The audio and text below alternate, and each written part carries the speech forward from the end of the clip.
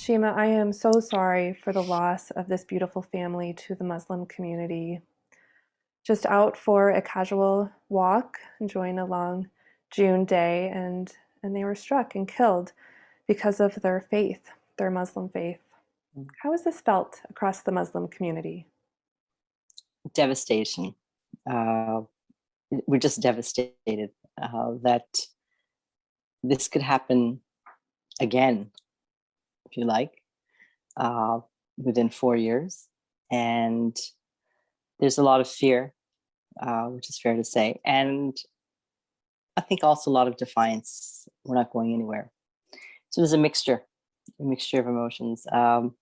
Sadness for the loss of this beautiful family.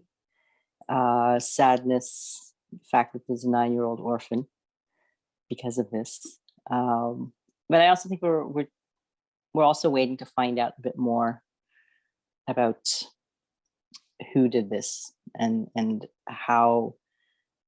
I don't know if we'll ever find out how he came to do this. And of course, his connections with white supremacist groups. You see this is, yet again, just 4 years later, but there have been attacks in between. You're referring to, I believe, the Quebec mosque attack that Yes, killed I am. 6 people. Yeah. Mm-hmm. And just last September, a man was killed outside of an Etobicoke mosque. Yes. You also cite attacks and assaults against women in hijabs in Yeah. your recent column. Mm-hmm. What do you think is fueling this anti-Muslim hate and these attacks? Well, I think the medium is definitely social media, which allows messages of hate to go unfiltered, to be shared, echo chambers where people egg each other on and really radicalize those who would otherwise be left to themselves. I know for the 2017 massacre, the election of Donald Trump definitely had an effect. And I would say that happened, continued throughout his presidency. That's one. Number two, I don't think in Canada we've taken them as seriously as we should. Although all the experts have been pointing to the fact, including CSIS, that these groups are the most dangerous and the most active. So maybe the bigger question is, why is white supremacy flourishing? Or why is that happening now? And I think that's a fair question to ask, right? I don't want to give legitimacy to it in the sense that, but I think it's a fair question to ask, like, what is the root of this? I mean, I remember in the post 9/11 days, no one would give cover or legitimacy to acts of terrorism, but people are asking, like, what is the root? Why is this happening? And I think this is something we should also be doing here. Mm-hmm. Sheema, as a Muslim woman, do you feel unsafe? From time to time, from time to time I do.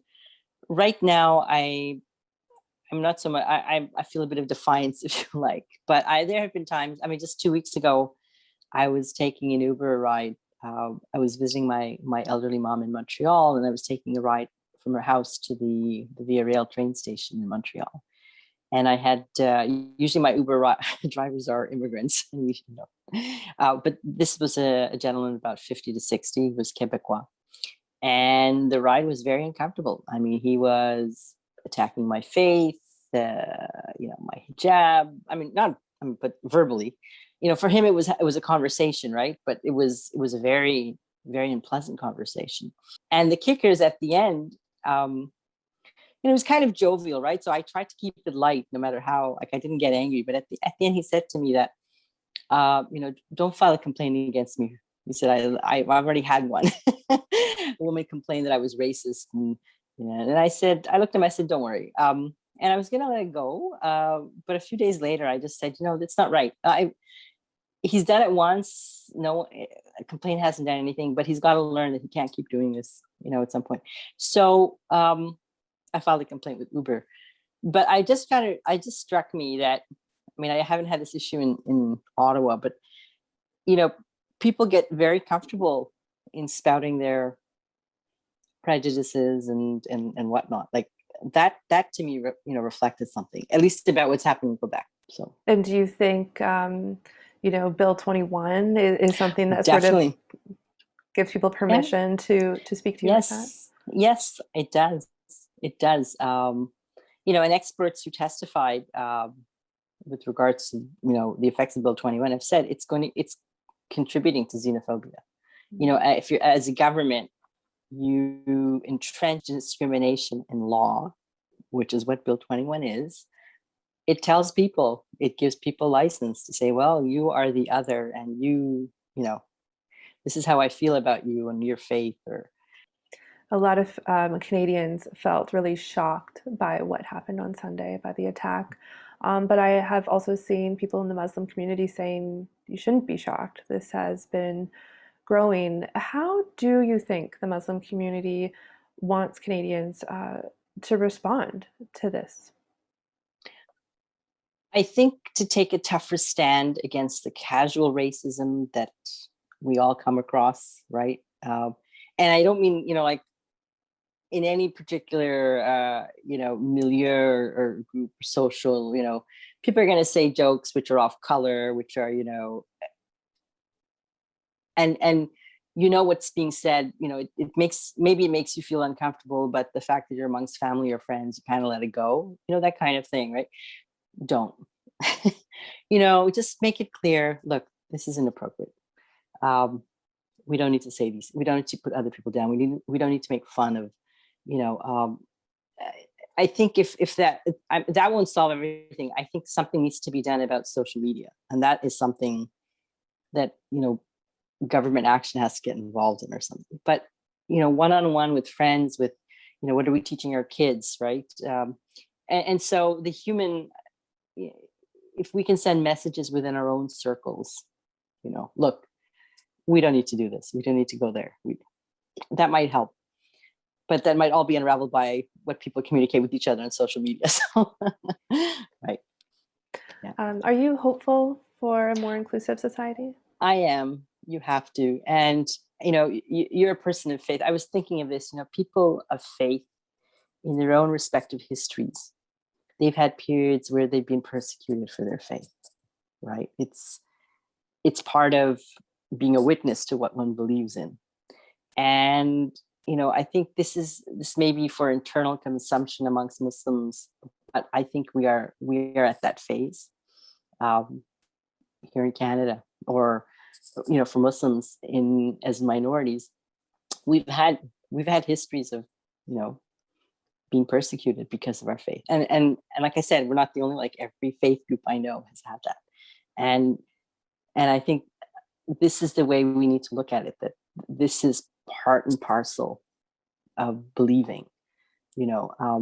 This lovely family of four, for us, they were just being who they are, right? And so we regard them as martyrs.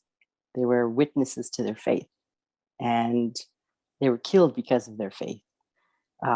It's very, you don't expect it, especially here in Canada, but it's happened. It happened 4 years ago, and these martyrs, if you like, if anything, that is the most honorable way, one of the most honorable ways of death in our faith. So, I was at a vigil last night in Ottawa, and it was beautiful. And I turned to someone, I told her, I said, you know what? I don't think this is going to be the last vigil. That's how I feel. I don't think so. I think there will be other incidents. Well, we at Context are praying for the Muslim community that's grieving for this family. We are, yes. And like I said, we have to be hopeful, right? We shall overcome, all of us as Canadians. There've been, prior to this, I was gutted by the discovery of what had happened, with the discovery in Kamloops. So, we have a lot of healing to do in this country. But I'm hopeful, because there's a verse in the Quran that says, God does not lay a burden on anyone heavier than they can bear. So even though there seems to be a lot of darkness and grief out there, it's for a purpose, it's for a higher purpose, and we should embrace it, if you like. Always ask God for help and have faith that, you know, there will be a better tomorrow down the line. Thank you so much, Sheema. Thank you, Hannah.